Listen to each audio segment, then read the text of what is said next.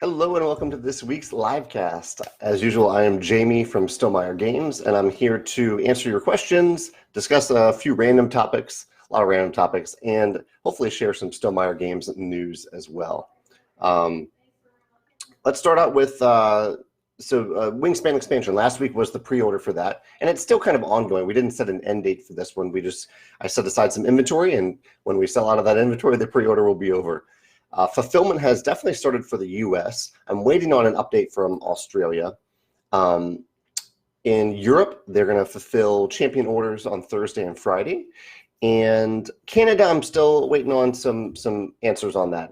Canada, the fulfillment system in Canada sounds like it's changing a little bit. So we're waiting to hear exactly what's going to happen there. But those orders should be shipped soon, in case you were wondering about that. As usual, I am keeping an eye on the comments. Oh, good. I'm seeing comments today. Success already. Thanks, Tony, for popping in with the first comment.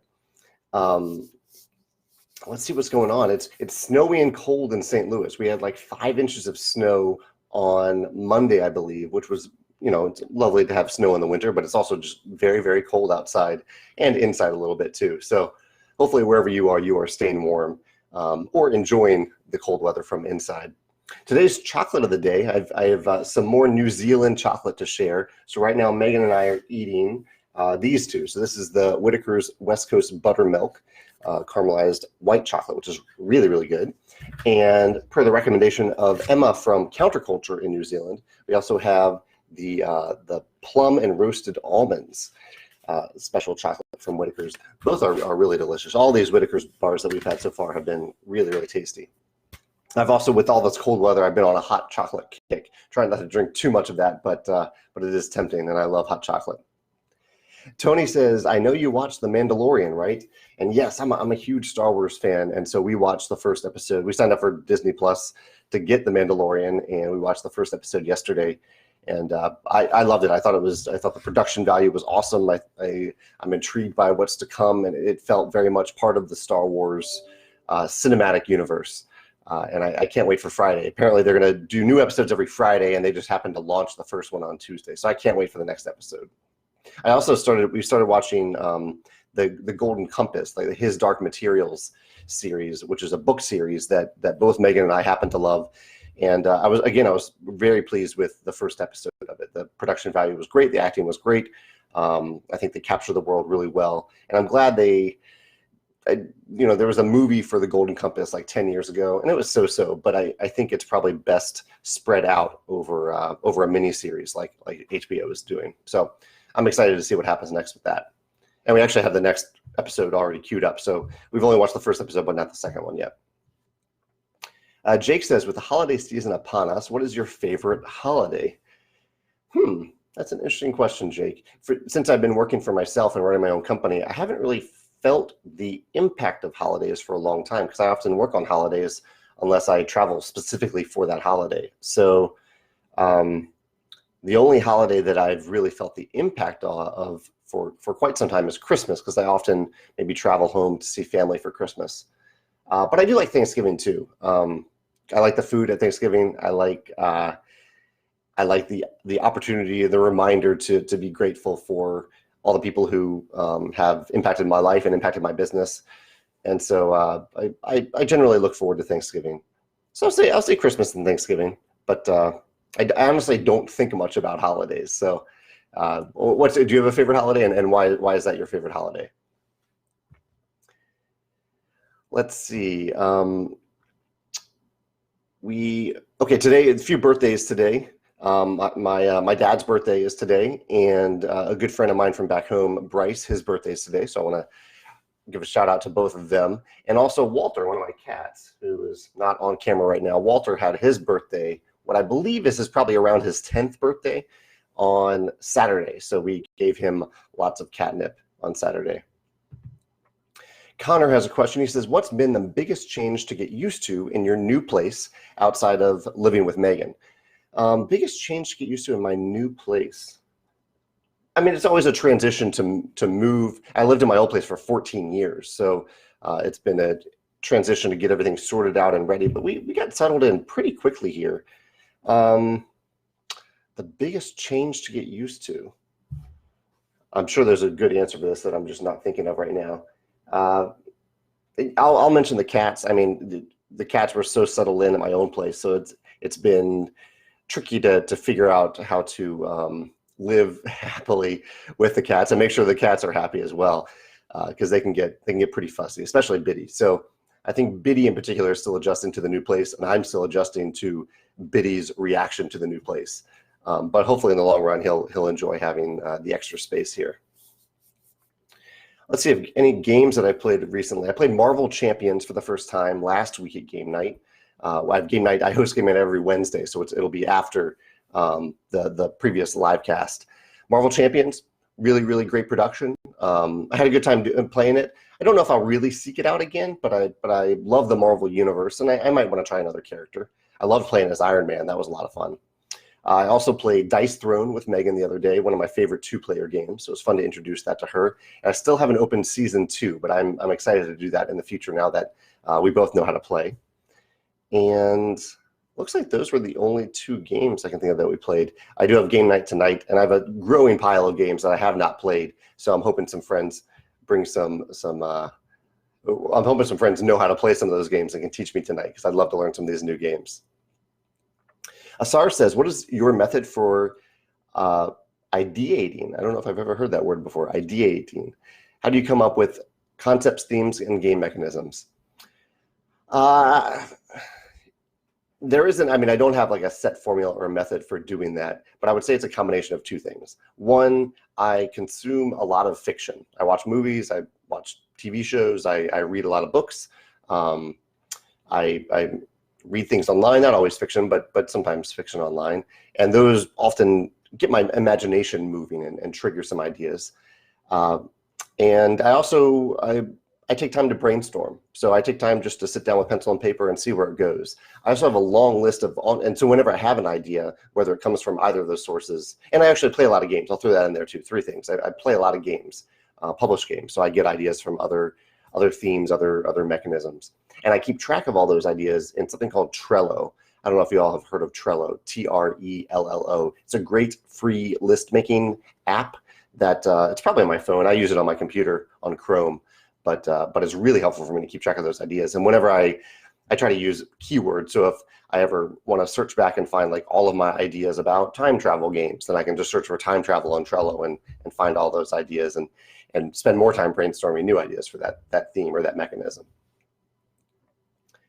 David says, how did Stonemaier Games get its start? David, that's a big question. I'll answer in a very quick way, but if you are interested, go to YouTube and search for a brief history of Stonemaier Games. It's not actually that brief of a video, but it does go over how we started and how we've evolved since then. But a very brief version is I've designed games as a hobby for most of my life. When Kickstarter took off, or when Kickstarter games started to show up, I realized that maybe I could give that hobby a chance to explore it as more than just a hobby. And I designed viticulture specifically for Kickstarter. And when viticulture funded, with the help of a lot of backers and my co-founding partner, Alan, that's when I consider the company officially started, when viticulture funded on Kickstarter in August of 2012. Jeff said, would I consider releasing a light or basic version of Tapestry without the minis? No, I like Tapestry the way it is. It's meant to be a big over-the-top civilization game, and yeah, that's what I set out to create. Chris says, have you booked your tickets for Rise of Skywalker? I haven't. I typically don't book tickets that far in advance, but I'll find a good time to see it when it comes out. I am very excited about it, just as I'm excited about The Mandalorian coming out on Disney+. I did a video my Sunday sit-down video this past weekend was a fun one to do. It was a recommendation from someone who watches those videos. The theme was published games that Stonemaier Games would have published if those game designs had been submitted to us. So basically two factors in play. One, that I really like these games, and two, that they fit our submission guidelines, some of which are a little weird for game publishers because we have a fairly set restrictions of games that we would even consider. So it was fun to go through and find games that I love that don't fit those restrictions, and so they weren't eligible for the list. and games that fit that description, maybe that I don't love all that much, but I came up with 10 games that I really love and that fit all those restrictions. And that was a pretty fun video to make. So feel free to check that out if you're curious about, especially if you're curious about submitting a game to Stonemaier Games at some point. You might look at that list of games and get some ideas for the types of games that we would consider. In fact, I should probably add that as a link to our submission page, because that might give people a rough idea of the types of things that we consider. I'll make myself a quick note about that. There we go. Joe says, have I considered adding some lighting to my video setup? It feels much darker than your old space. Yeah, it is. It's a weird space here. So I have a big window to my right here.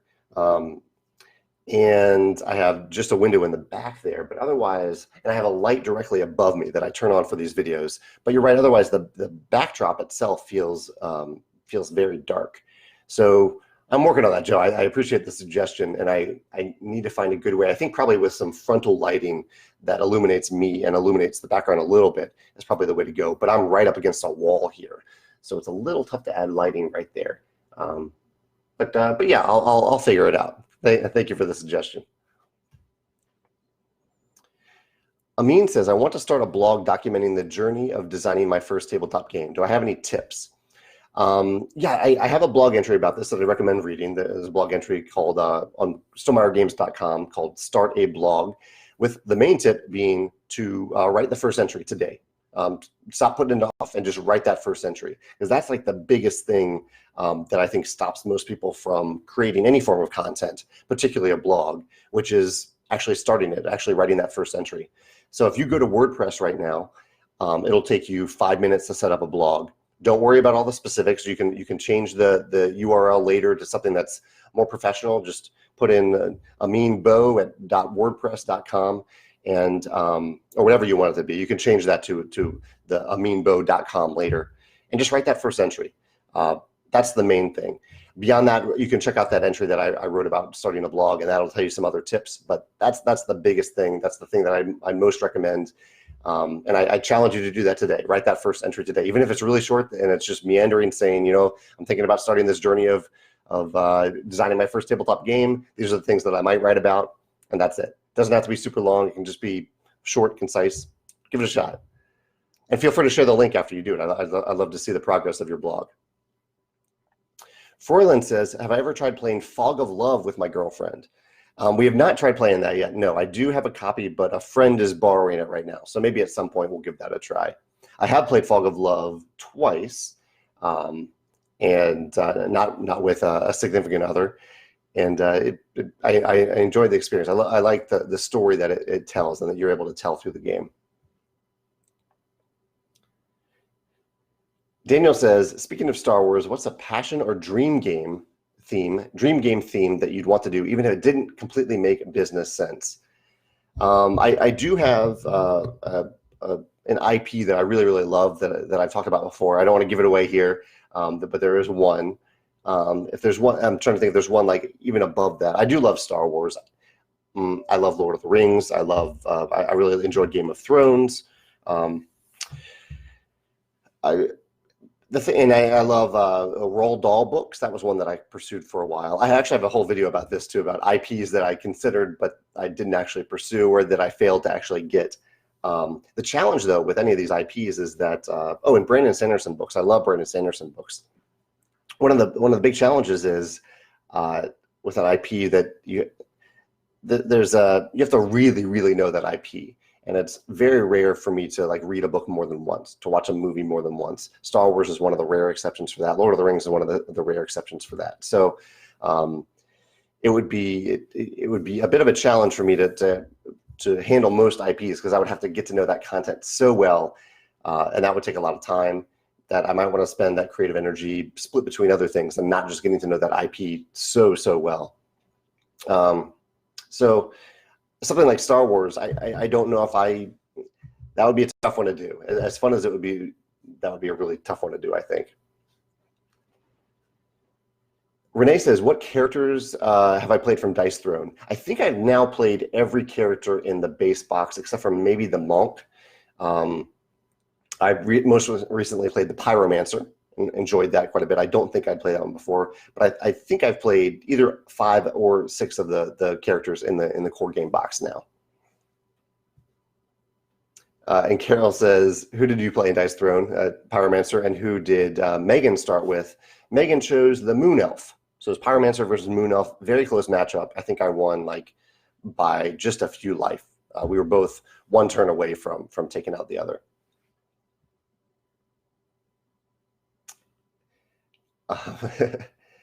Let's see. Connor says, did I update your address for the Summit Teams expansion, or did it go to your old address?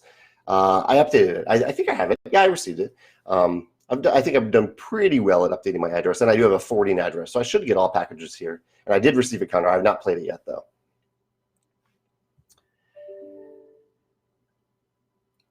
Let's see if I have any other topics. We've had some good food lately. We tried some Lebanese food in the area that was delicious. Actually, that was my only food comment. I thought I had more food to talk about. We have had good food lately, though. Lots of Lebanese food, leftovers. Actually, I did a play test over Skype the other day. I'm working with some designers on a game, or some designers are working on a game. I'm working as the developer on the game. I'd never done this before, but it's a game with completely open information. And so the designer of the game, instead of like sending me the latest prototype, he just set it up and put me on video, and we played through it. And it was really cool. I'd never done that before, but it's something that I might try again in the future if it's a game with no hidden information. And let's see what else happened. Megan and I went to the St. Louis Zoo the other day. We have a wonderful zoo in St. Louis, so we had a great time walking through there. It was actually a really lovely day. It goes very quickly from warm to cold in St. Louis. Right now it's very cold, but the other day it was a great day to walk around. We saw the penguins, the puffins, some tigers. I told my cats about all those big cats that we saw at the zoo. Some big snakes. We saw an anaconda digesting something while we were there. But if you ever come to St. Louis, I'd highly recommend going to the zoo. I have one other big topic to discuss. Not huge news, but a thing that I'm very happy about that I'll share in a minute. But let me check other comments here before I do that. Renee says that video from Sunday was amazing. Oh, thank you, Renee. That was the video about games that we would have published. Do I think there will be a part 2? That's a good question. I need to go back and eventually I'm going to run out of these like top 10 lists to make. So eventually I need to go back and look at lists that I've made in the past, videos that I've made in the past, and do like a part 2, either whether it's a sequel or just me looking at it from a different perspective in the future. So that's something I think I will start to do somewhat soon, but I do still have a number of ideas for new top 10 videos that I'll continue to explore until I run out of ideas. Steven says, what's my favorite cupcake flavor? It really varies on the place. I really like a good like buttermilk icing, whether it's chocolate, vanilla. I usually like a little bit of chocolate in my cupcake, not necessarily the dominant flavor, but a little bit in there. I did have a really good Mayan chocolate cupcake that was just very good. A little bit of coffee in it, a little bit of spice, mainly chocolate. Really, really good. But pretty much anything from the cup in St. Louis is going to appeal to me because of their really good icing. I really like the icing at the cup. Chad says, have I ever considered making myself available to give talks about game design or owning a business at a school or college? I generally, I appreciate you saying that, Chad, that you think I might be able to do that. But A, I don't really enjoy public speaking. And B, it takes a lot of time to prepare for that kind of stuff. And my focus is running Stonemaier games. I know I do these videos, and I do my blog post about with like Kickstarter lessons and thoughts about entrepreneurship and whatnot. But that to me is kind of cathartic. I get to process my thoughts, my ideas. I usually learn something as I'm processing those thoughts and I'm providing them to people. And it doesn't take any preparation. I just sit down and do it. Usually those blog entries take me between 30 minutes and an hour, and then I'm done.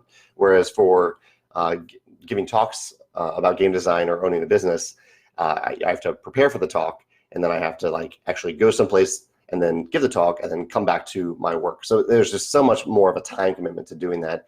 And I don't enjoy it. I don't enjoy public speaking. So it is something that I have not really considered, no. Tony says, give me one game that has to be on my Christmas list and no Stonemaier games, because he already has all of them. And I wouldn't have said one of my games anyway, or maybe I would have. I usually don't try to recommend my games because there's so many other great games out there, and people who are watching this probably already know our games pretty well. One game that has to be on your Christmas list.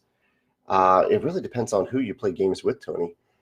I mean, what you could look at my list of my top 10 favorite games right now. Let's see. I would say, one that's good for Christmas, because you might be with a bigger group for Christmas. I would say Just One. Just One, I think, is a wonderful cooperative party game that scales really well from 3 to 7, and you can even technically add more people if you have the dry erase markers. Just One, I think, is a great holiday game to play with bigger groups of family members who maybe don't often play games. So I would say put that on your Christmas list. Asar says, what 3 themes, not IP based, would I like to see explored in board games? That's a tough one. Because I have a lot of themes that I love, but there are themes that have actually been in other games. Like I love heist games. I love time travel games. I love the idea of these games. I found a few heist games and a few time travel games that I like, but I'm still looking for ones that I enjoy even more. So I'll say heist and time travel. And I love Japanese themes. I studied abroad in Japan, so I love themes that are inspired by Japan or Japanese culture and mythology. I'm not even actually necessarily saying that those themes need to be used more often, though, because there are quite a number of games that already use those themes. But I do enjoy those themes. Trent says, I mentioned Design Blog. What would you think about someone streaming their game design? Well, that's interesting. Live streaming their game design process. It would be interesting. I think a lot of the game design process is so cerebral. Like, I don't know if I would really want to watch someone brainstorming an idea on pencil and paper or sitting there thinking about an idea. I think maybe live streaming playtests could sometimes be interesting, but I also don't know who would watch it. Like I already have to, it depends on the person, but I already have to watch a lot of videos about playtests. So I don't know if I'd want to watch someone else doing that. But you never know, people might find that interesting. It's worth a shot, it's worth a try. It's fairly easy to set up and give it a try. So the big topic I wanted to mention today is that our charity auction did end last Friday. This is the one where we offered 11 custom Wingspan boxes along with a Wingspansion. MeepleSource gave a bunch of custom Wingspan tokens to it, and Fulfillrite very generously matched the highest winning bid, the full amount of the highest winning bid, which was $1,000. They matched a $1,000 gift to charity. And there were also 10 other charities that Stonemaier Games is matching the donation up to $500. So in total, I think we raised over $14,000 for 11 different charities selected by different bloggers and content creators. So I'm so grateful and so thankful for everyone who participated in that whether it's the bloggers, people who bid on the auction items and won them, or just bid, or just liked the auction, or just checked out the auction page. And if you are looking for more great content that's about board games, I'd highly recommend checking out the auction page. It's on our website now, just to get an idea, because there are 11 great content creators on that page. We also, we're giving $1 to the Cornell Lab of Ornithology, very Wingspan themed, for every person who filled out our demographics survey during the time period when the auction was live. So I think that's another like $840 something that we're donating to the Cornell Lab of Ornithology. And if you want to see actually those demographic results, my blog entry on Monday was about demographics. It was about that survey and how the results have changed and evolved since last year. There were only a few things stayed almost exactly the same, but there were a few, like the number of women who responded to the survey doubled from last year, which was pretty cool to see. And a few other cool results if you want to check that out on stonemeiergames.com. Morgan says he hasn't played Dice Throne. He's hesitant because it feels like you need more than a base set. Am I wrong? I would say yes. I've played Dice Throne at least 6 times now, and I've only played with a base set. I have the season 2 on my shelf, and I haven't even opened it yet. I'm eager to, I'm excited to, but I've gotten tons of play out of it without even using season 2. Amy says, am I late on the chocolate of the day? You are, Amy, but I'm glad to show it again. Yeah, so today's chocolate of the day are these 2 Whitaker's bars that we opened the other day and we're munching away at. I think I slightly prefer the buttermilk, but the plum is really good too. I like almonds and chocolate quite a bit. Joe says, did I see the meteor in St. Louis the other night? I didn't see it live, Joe, but I did happen to catch, I don't know how I caught this. I think I turned on the news randomly yesterday while I was looking for something else, and I did see a quick video of the meteor. It looks like it passed near the arch, which was surreal. I need to look more into that. But yeah, I did not see it live, but I saw it on TV last night. Did you see it live? Did you know? Did they know it was coming, or was it just kind of come out of nowhere? Asar is full of great questions today. Asar says, what are the 2 pros and 2 cons of working from home? Let's see. So one is kind of a pro and a con, because working from home, I can do more work. I don't have to spend time in a commute. I'm also not distracted by coworkers. But those things can have a downside too. Sometimes if I don't delineate clearly between work and play, then the work can really bleed over into play, and sometimes play can bleed over into work, which is easier. That can more easily happen at home. I also have to deal with the cats all day, which is also a pro and a con. I like having my cats around. That's great, but they can be really fussy and complaining. It's like having a small child with you at work all day long that needs your attention at certain times. So that can be a little bit distracting. So that's both a pro and a con. But in general, I mean, I really like it. I like not having distractions and interruptions, which I had plenty of them when I did not work from home. And I like being able to wake up and go to work right away, be at work within minutes if I want to, if I have urgent stuff to take care of, or if that's just my preference. I don't miss the commute at all. So that's a huge pro of not having to deal with that commute. Amy says, do I have a favorite Dice Throne character?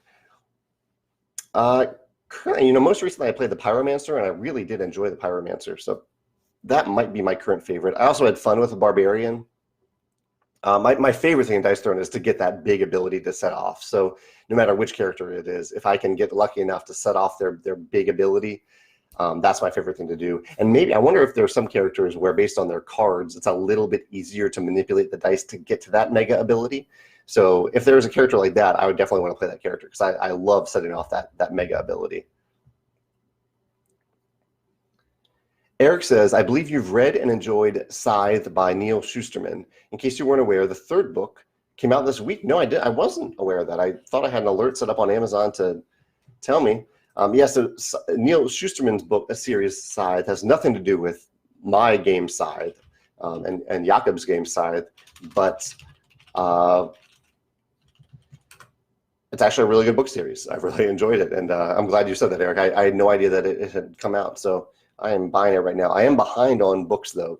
I'm currently reading Red Rising book 5, and then I think I have several other books queued up to read next. But I'm going to add this to my Kindle right now before I forget. All right, done. Thank you, Eric, for that reminder. That's awesome of you to remember that. I thought I had Amazon set up to tell me when that book came out, but that wasn't the case.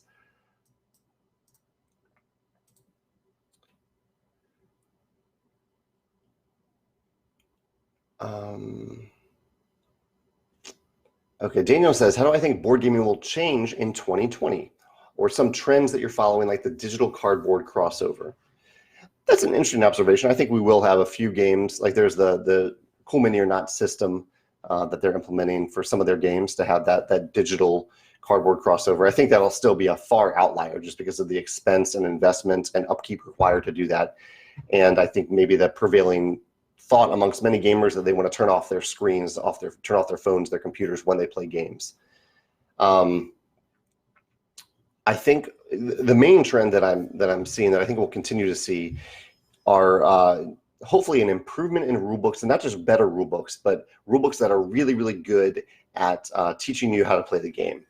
Better tutorials, just ways for people to start playing the game a lot easier than learning a giant, huge rule book, which I think there are plenty of people who are willing to do that. And that's awesome. I love people who are willing to dig through those 40-page rule books. But I think we'll see more and more games do everything they can to try to get to the table, not just sit on someone's shelf because the rulebook is so intimidating, but to have these more effective tutorials to get people to play the game for the first time and get it to the table for the first time. I think that's a big trend that I think we'll see next year and continuing in the future.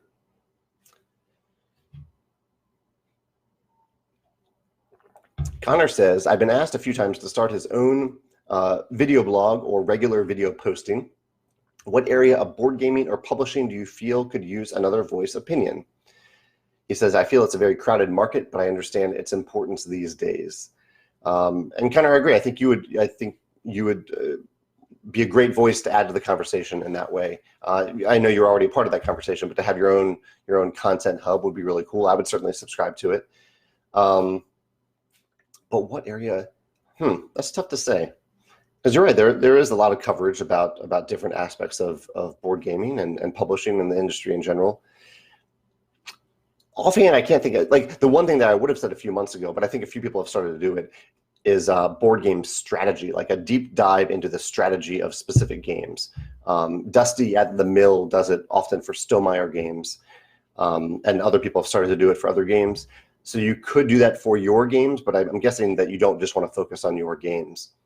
So I guess the overarching thing that I'd maybe recommend is think about what's exciting for you to talk about. What do you enjoy? What types of gaming-related conversations really excite you and that make you happy when you're having those conversations? And maybe try to carry over that excitement and that energy into your own video blog. That's at least a place to start. And actually, the other thing I would recommend here, Connor, is you don't have to figure out everything up front. You can just start with something, and if you find that you don't enjoy it or that you really have a lot of ideas for a different type of topic, you can branch off into that and let it become that. You don't have to figure it all out in advance before you even start. But let me know, feel free on maybe next, if you've started it by a certain live cast, feel free to post a link in it, because I'd certainly love to subscribe, and other people who enjoy your comments in these live casts might like to subscribe as well.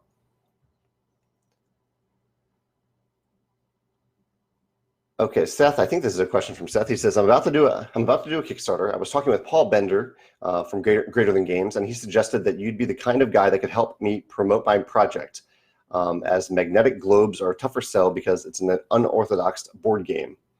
This is for Virago, the Globe game. The Kickstarter is for the Globe itself, is going first to gain exposure for the future Globe game project. Any help would be greatly appreciated. Well, Seth, one thing that you should know up front is that I don't promote Kickstarter projects at all. That's just not something I do. If you're interested in offering value to my audience, in terms of my audience being other Kickstarter creators and entrepreneurs, I mean, we could learn something about what you're doing on your project, check out my blog. There's a section on the Stonemaier Games website that discusses how to do that, how to share that with me. But I'll have to clarify that with Paul, because I don't promote Kickstarter projects. This is just not something I do. But I certainly wish you the best of luck, and I'd recommend that you read my my Kickstarter Lessons blog. That's why I write it. That's the way that I try to help other creators. I try to write down my thoughts in that Kickstarter Lessons blog, and in the hopes that you can learn from it.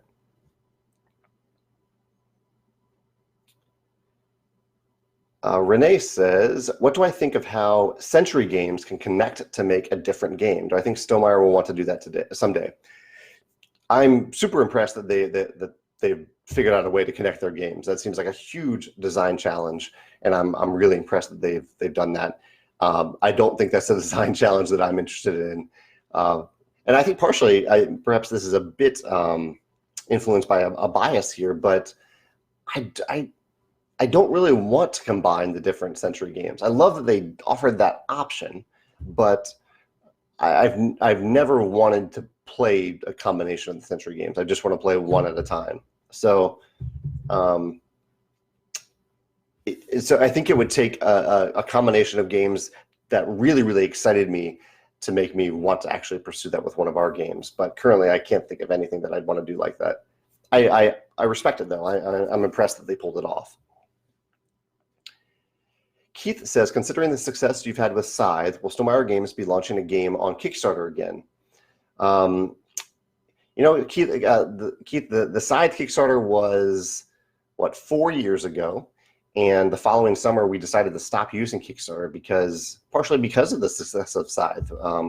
I learned a lot, pros and cons, about having that type of success on Kickstarter, and it made me realize that I didn't really want to use Kickstarter anymore. So I actually think almost the opposite of your question, that if someone is really successful on Kickstarter that with a certain game, that I think they might be actually less likely to use Kickstarter in the future, because there are other methods of selling games that are a lot less stressful than Kickstarter. And I'd rather just make games and sell them rather than have to get permission to make those games. So that's been the method that I've used for the last few years. We've just published games and sold them both directly to people and to distributors. So that's been our method so far. We have absolutely no plans of ever using Kickstarter again. If you're curious about that topic, feel free to check out my blog entries on lessons learned from quitting Kickstarter. I think I have 4 or 5 entries so far, and I'm going to do another one soon because we just passed the anniversary, that 4-year anniversary of quitting Kickstarter, because the Scythe project funded in like early November in 2015. So it has been over 4 years now since our last day as a creator on Kickstarter.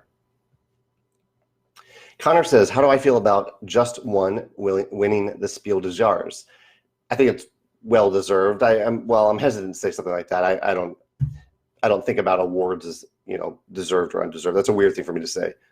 I love the game, and I'm glad it got recognized for being a great game, because I think it is a really great game.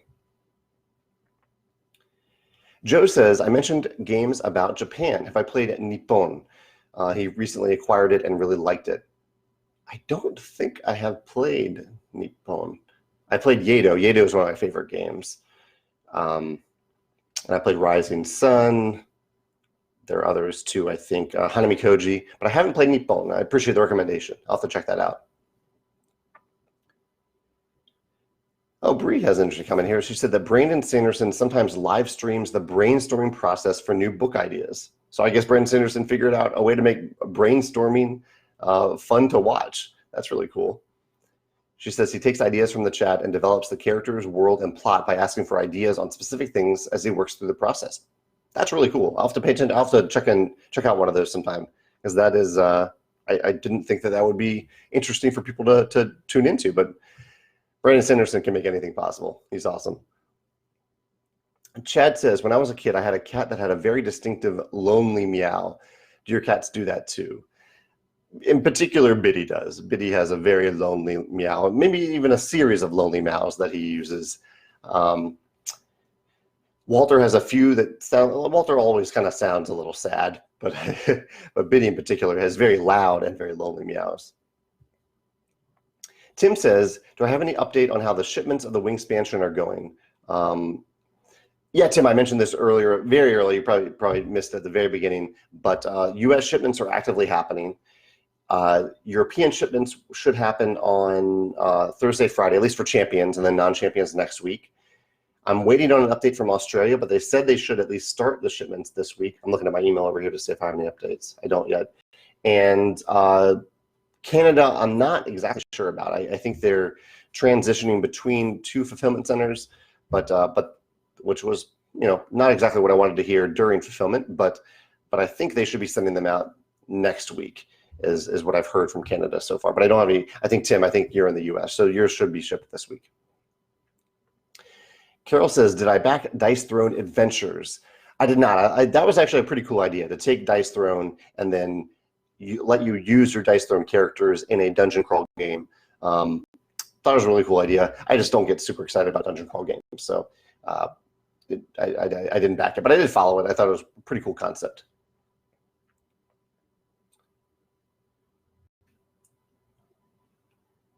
Just reading through comments here, looking for a question here, if there's any questions, because I think I've covered all of my topics for today. Yeah, I have gotten through my topics. Asar says, what one thing would I do differently accept multiple versions of viticulture or multiple editions of viticulture if I started Stonemaier Games again with my current experience and learnings. I mean, that first Kickstarter I think would be very different in the way that I ran it. Like I didn't really have final art. We were funding everything from the start. Like you said, the multiple editions of viticulture, I would have done a lot more extensive blind play testing before that first game. There were some weird things with partnership early on that happened that I think that I learned a lot about choosing your partners, both like founding partners and international partners, in terms of who to pick and who to keep around, and how to be equitable to myself and those partners in a fair way. And I'm being a little vague here, but I intentionally vague. What's one specific thing I would do differently?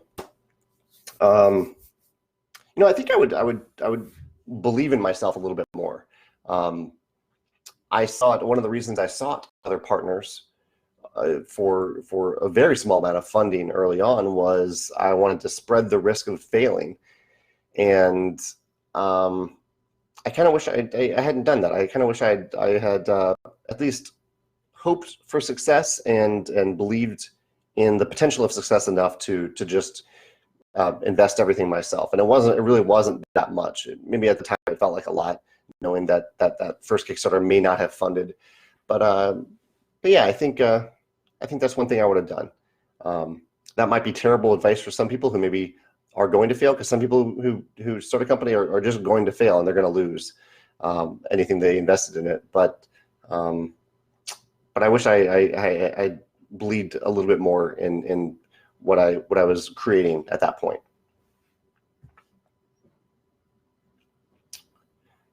Another question from Asar. He says, what one work and one life advice would I give to my 25-year-old self? So I'm 38 now, so that's 13 years ago, 25-year-old self. One work and one life advice. Oh man, these are good questions, but they're heavy questions to think through on the spot. Trying to think about who my 25-year-old self was. So I was having a good time. I enjoyed my life at 25. I'll have to think about that one. That's a great question. I'm going to make a note of that. Maybe I'll do a personal blog post about that, because I don't want to just spout out some crazy answer on the spot here. I want to think about that one. 25-year-old advice. Vicky says, when I read about your adventures and travels with, just a kind of a nice comment from Vicky. Thank you, Vicky. Yeah, we've had some good travels in New Zealand lately, and Megan and I have enjoyed moving in with each other and yeah, taking our relationship to that level. Connor says, I wonder about the idea of gaming your family, both from the design side. My kids like to test and contribute to my designs, and from our experiences playing other games. Yeah, I mean, I think there are a few gaming related channels and blogs, but I can't think of any actually that come from the perspective of a designer and publisher. So that might be a really interesting perspective for you to add as a video blogger. Yeah, I like that. Michael says that he played Euphoria at FlamingoCon. Any chance I could still get those beautiful gold bars? Absolutely, Michael. Yeah, we no longer technically sell them, but Top Shelf Gamer, if you go to topshelfgamer.com, they have the Euphoria gold bars there that you can buy. In fact, they have a whole Euphoria upgrade pack of components that we worked with Top Shelf Gamer to make, that you can enhance your copy of Viticulture. But I'm glad you like those gold bars in particular. They are really nice.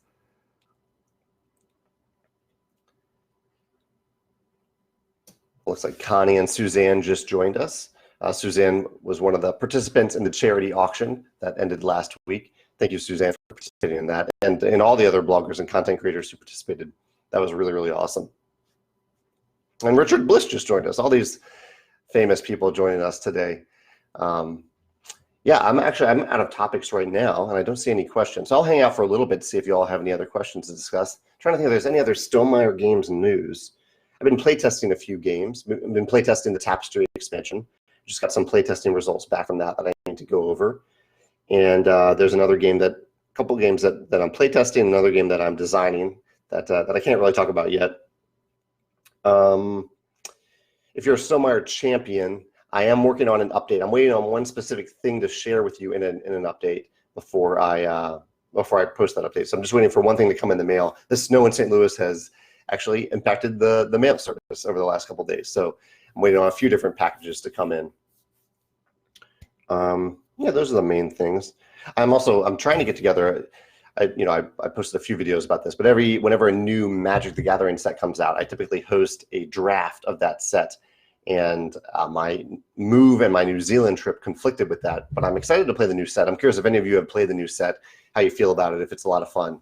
I haven't heard much about it, but I've been kind of out of the loop of whether or not people are enjoying it or not. So let me know if you played the new Magic set and if you enjoy it or not. Gerald says, I'm impressed at the creativity of the tapestry cards. Did I get help from others with a few of them, or did I think of all of them? For the tapestry cards, I think in the core game, I think I thought of almost all of them, maybe even all of them. I did, they got tweaked a lot based on playtester feedback, but yeah, I try to give credit where credit is due, but I think in this case, I did think of all of them. Maybe the Automa team suggested a few of them, but they went through a big evolution. I mean, at first each player got the exact same 4 tapestry cards, and they got to choose the order in which they played them. And then I kept designing just more and more cards, and so that changed quite a bit during playtesting as I just went from giving each player a specific number of cards, specific set, to just having a big deck of cards. And I think that adds a lot to the replayability and the variability of the game.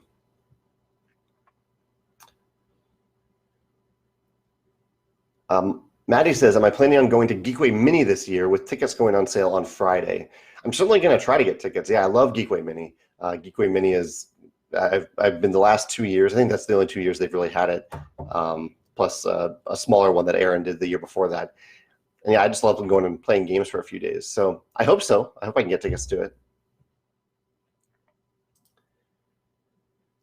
Wang says, okay, last week I think you misinterpreted me when I asked you and Elizabeth if there were any resources that you direct someone towards if they were interested in learning how to balance via spreadsheets, because the answer given was to make my own. There were some other people interested. So here's a useful presentation found after that strange answer. Oh, well, thank you for yeah, I see a link here if anyone's interested in checking that out.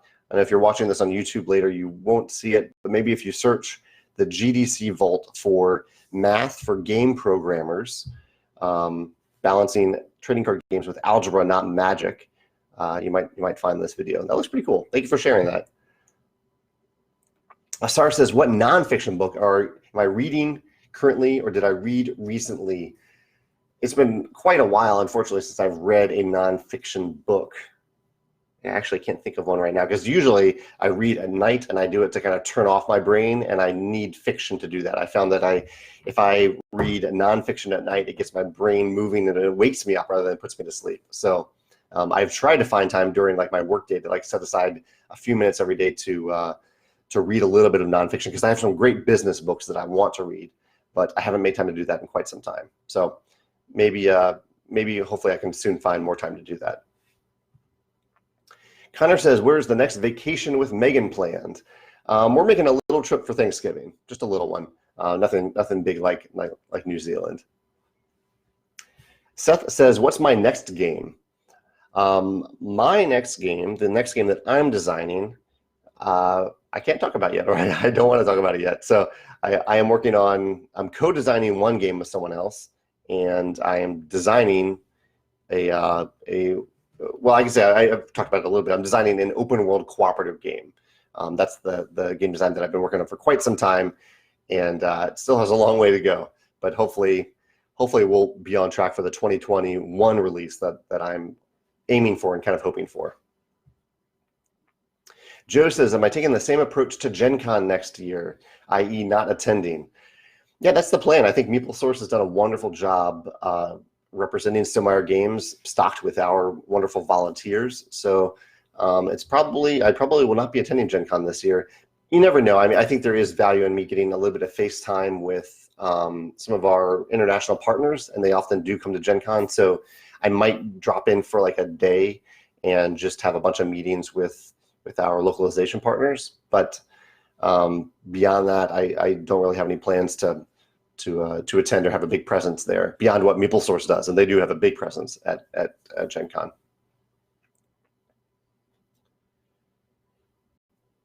Carol says, do you have a favorite Brandon Sanderson series? If so, which one?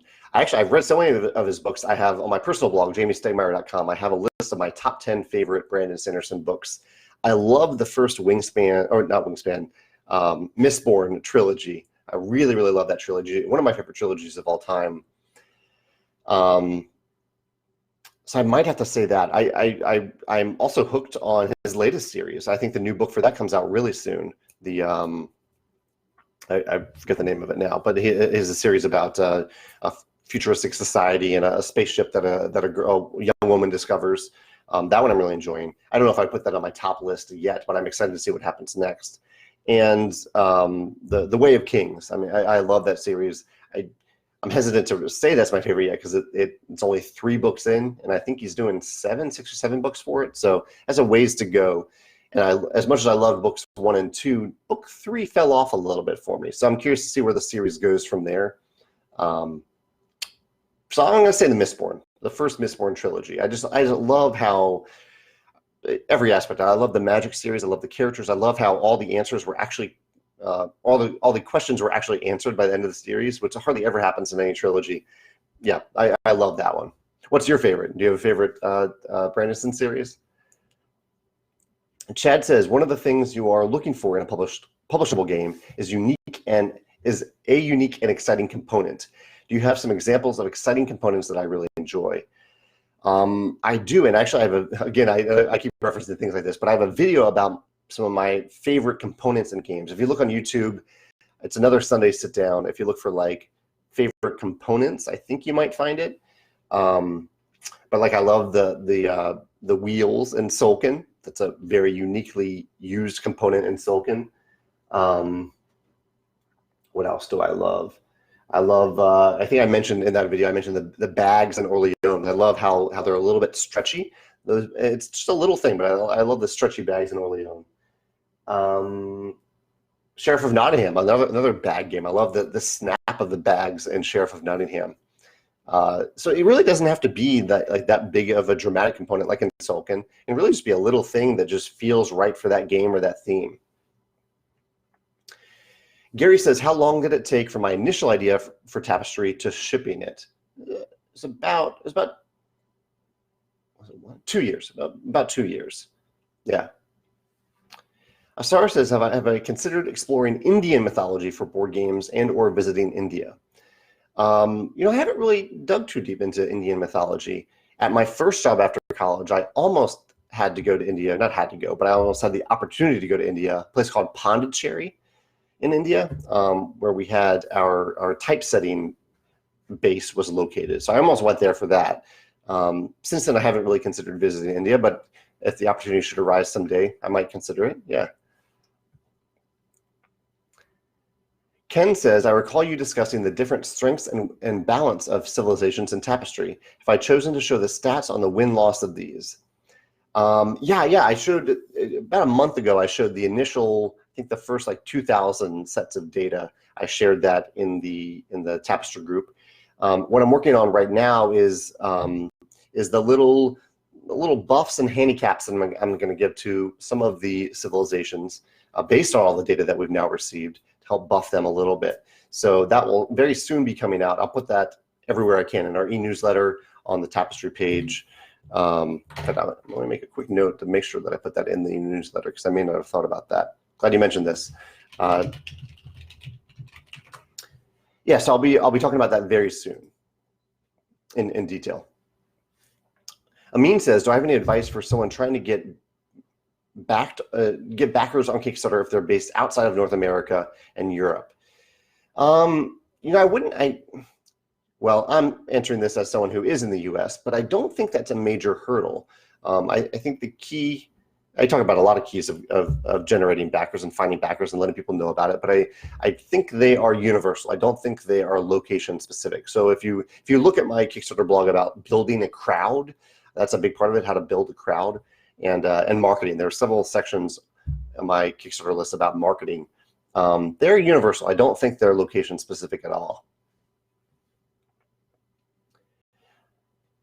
Asar says, what do I miss out on business-wise by not attending conferences and conventions?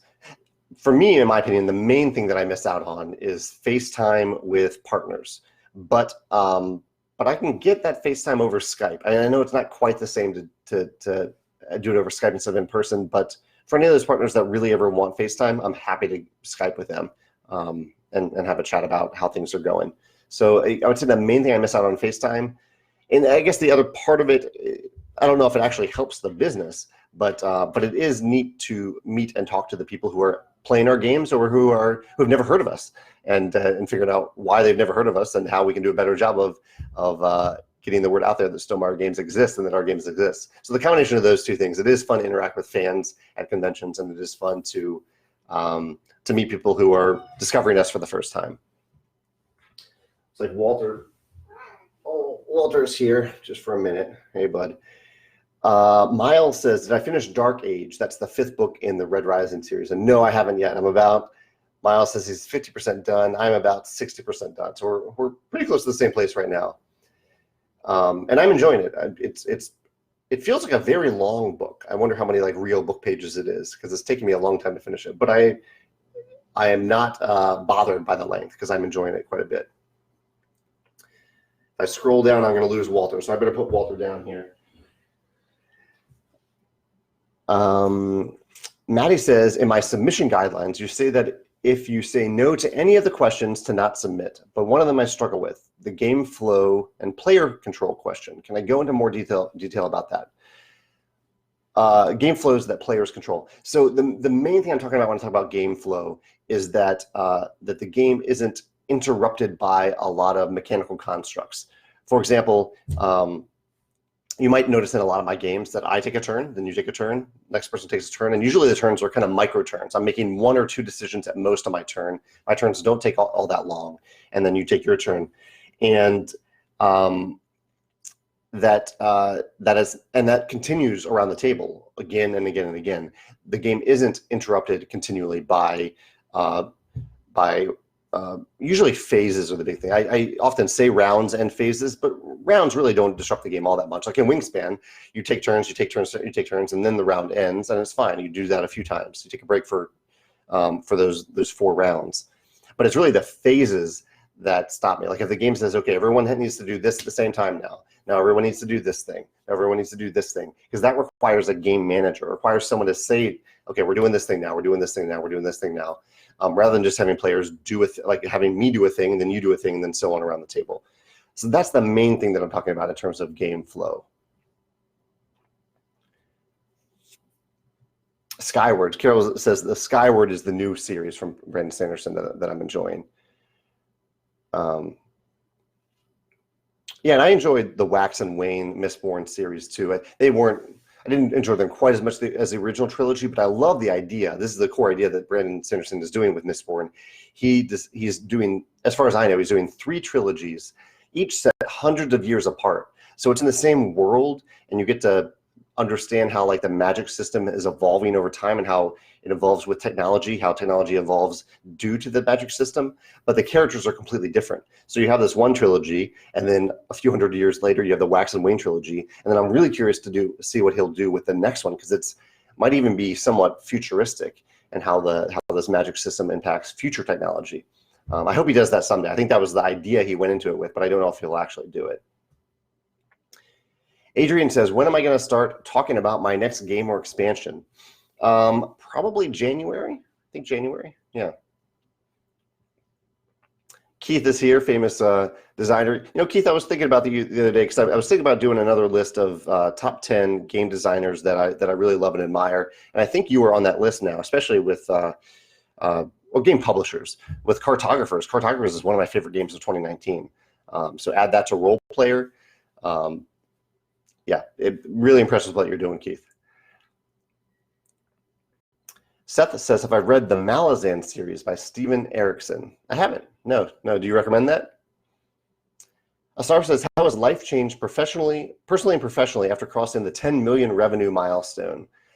So last year, I don't think we quite crossed it, but last year, maybe we did cross it.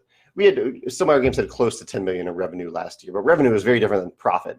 And while I make a salary, I don't earn royalties from our games. So I just have a regular. So financially, it has not impacted me to have that growth in revenue. Has not really had a direct impact on me personally at all. In terms of professionally, I wouldn't say that's impacted us much either. Like we still have our cash flow still goes way down sometimes when we're making a lot of games and we haven't gotten payments from distributors, and our cash flow goes way up sometimes. So cash flow fluctuates the same way that it always has, despite our revenue going up. So I wouldn't say it's changed all that much.